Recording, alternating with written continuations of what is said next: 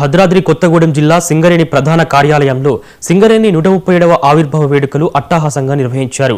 వేడుకల్లో భాగంగా operations director LV Suryanarayana Singareni పతాకాన్ని ఆవిష్కరించారు. ఈ సందర్భంగా ఆయన మాట్లాడుతూ సింగరేణికి 136 సంవత్సరాల ఘన చరిత్ర ఉందని తెలిపారు. బొగ్గు ఉత్పత్తితో పాటు థర్మల్, సోలార్ పవర్ ప్లాంట్ ఏర్పాటు చేస్తున్నట్లు చెప్పారు.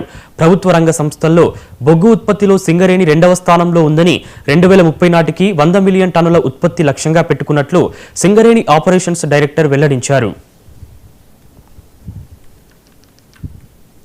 సింగరేణి సంస్థ 136 సంవత్సరాల ఘన చరిత్ర కలిగినటువంటి సంస్థ. సో ఇటువంటి సంస్థలో పనిచేయడం అన్నది మన యొక్క అదృష్టంగా భావించాలి. సో మొట్టమొదటిగా మనం సింగరేణిలో బొగ్గు ఉత్పత్తి చేయడం ప్రారంభించి తద్వారా మనం దేశానికి కావాల్సినటువంటి విద్యుత్ అవసరాలకు బొగ్గును సరఫరా చేయడం జరిగింది. పుట్టి విద్యుత్ సంస్థలకే కాకుండా మిగిలిన స్టీల్ కానీ మిగిలిన సంస్థలకు కూడా మనం సిమెంట్ ఇటువంటి రంగంలో కూడా మనం ఉత్పత్తిని పెంచడానికి బొగ్గును సరఫరా చేస్తున్నాము. సో అటువంటి చరిత్ర కలిగినటువంటి సింగరేణి ఈ రోజు 136 వసంతాలు పూర్తి చేసుకొని 137 వసంతాలకు అడుగు పెడుతుంది కూడా సహకరించాలని చెప్పేసి ఆకాంక్షిస్తున్నాను.